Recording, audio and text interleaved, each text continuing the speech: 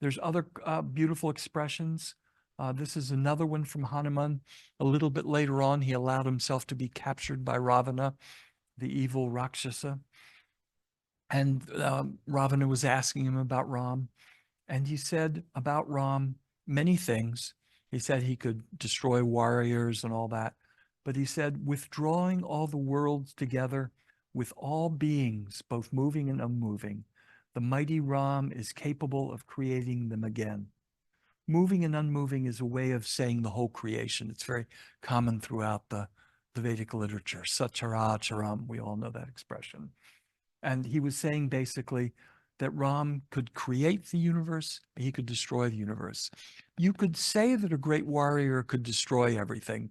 That's not unreasonable. But to say that he could create them again is not the discussion you would have about a warrior. It's about Brahman, it's about totality. There's another couple of these. I'll breeze through them a little bit quickly. This is one I've always liked, where who is it that describes this?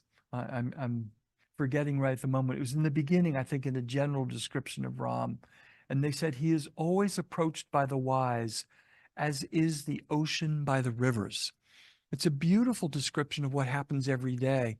We all sit, we meditate, we practice our TM, we experience the transcendental value of life. We're basically all coming to that same one universal field, like different streams coming into the ocean. And when this description says Ram is approached by the wise are those seeking liberation, seeking enlightenment. And they all approach him. Or Ram is like that element that is being approached by the wise every day, just like rivers coming into the ocean. There's another one I like. There are many, many of these, and I only just wanted to give an illustration of a few of them. But this is one I really like, where Ram is described as, he says, he is the essence of Dharma, of extraordinary effulgence, the root of mankind.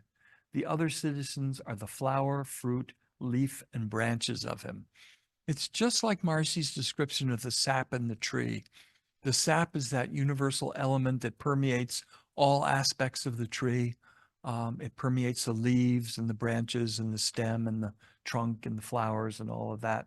And Ram's being described in the same way. Everything in creation are the different expressions of his universal being. So all these over and over again, they describe Ram as Brahm. So when we think of Mahari's absolute theory of government, one scenario is that Ram is the ruler, in which case you don't have to think much about it. Ram is Brahm. He can take care of all problems, all situations. He can administer in the most perfect way in accord with natural law. And he did so at the end of the Ramayana. He came back to Ayodhya after rescuing Sita, and he came back to her, and he brought her back and Lakshman back. And he ruled for 11,000 years before departing. So that's easy. That's an easy expression of absolute theory of government. But there's a different situation, and that is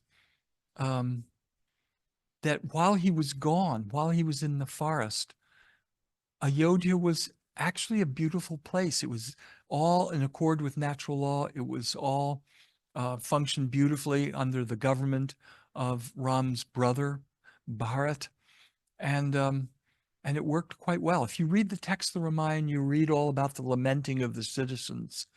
And I mentioned this, it's a very funny story. I mentioned this to Vernon Katz once. I was saying, well, when Ram was gone, everybody was miserable. And I don't know why, but Vernon in Vlodrop, about a couple weeks later, mentioned that to Maharishi. And Maharishi said, no, that's absolutely a wrong interpretation. I think Vernon had blamed me. And Maharishi said, no, he has interpreted it completely wrong. It was a beautiful time. And right after Maharishi said that, I think it was one of those simultaneous cognitions where he just saw it and talked about it. And very shortly thereafter, this whole section in his Absolute Theory of Government appeared, where he described how the administration of Bharat was a perfect, ideal administration. And what happened was, let's see, we're clicking here. what happened was when Ram left, he asked Bharat to rule the Ayodhya. And Bharat said, I cannot do it. And what he did was he took Ram's sandals and put them on the throne. And he said, I will administer, but you rule. And that is an expression in Maharshi's mind of ideal perfect government. Because what Bharat did was he took that quality of Ram consciousness, he took that unbounded, infinite, blissful Brahman, and he brought it to his own awareness. For he also was partially an expression of Vishnu, so he was a very highly enlightened individual and capable of doing this on the level of his own consciousness. But he brought Ram to his heart and then ruled on that basis. So in essence, he was administering, he was giving out the rules and the laws, but Ram was ruling. That Ram level of consciousness was ruling Ayodhya, even when Ram was in the forest. And Marcy said some really delightful things. He said, in order to maintain perfect administration, Bharat held Ram in his consciousness and served the country with his awareness of the ruler Ram in his heart.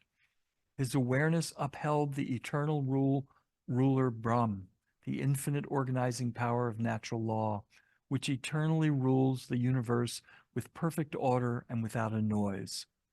In this age, we accomplish the same thing by collecting groups of yogic flyers.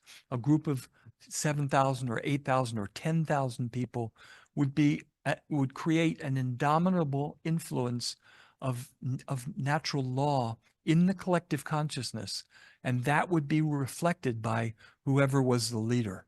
And probably what would happen, we would get a leader that was capable of reflecting that value of consciousness. But it's fundamentally the same thing. Bharat took Ram's consciousness into his own. He acted accordingly. He ruled accordingly. And in this age, we create that influence of Brahm, of Ram, through our collective practice of the siddhis. And when we have a significantly large group of yogic flyers, then we too will have that same value of Ayodhya. Marshi spoke once about Ayodhya and said, Ayodhya was the name of the capital city of Ram. And when Ram came back and ruled, he ruled from Ayodhya. Bharat actually ruled from outside of Ayodhya, but just outside. But Ram ruled from Ayodhya. And Marshi said, wherever we have a group of 7,000, that will be Ayodhya. And we can have many Ayodhyas. We can have one in the US, one in China, one in India, one in wherever else in the world, but that will be Ayodhya. And Marshi also said, a ruler of a territory. These are quotes from Maharshi's Absolute Theory of Government. The beautiful section in there. I really encourage anybody to read it. He said, a ruler of a territory may be anyone in the infinity of time, but if he aligns his awareness with Purushottam, his administration will inherit the qualities of order, freedom, bliss, and the ability to nourish all. Purushottam, it's two words, Purusha and Uttama. Uttama means the best quality of. Purusha is, there's different ways that Maharshi looks at it, but in this context, it's the intelligence within every grain of creation. Every single grain of creation has intelligence within it. It has Purusha, because ultimately, consciousness and matter are never inseparable. Even as Maharshi was saying, I think we talked about this in the Bhagavad Gita tape that some of you have seen, even a grain of sand has that element of consciousness. And within that consciousness is Purusha. Purushottama is the totality of all of the grains of creation, all of the grains of matter throughout creation. So Purushottam is Brahman, and it's the sum total of all the intelligence everywhere.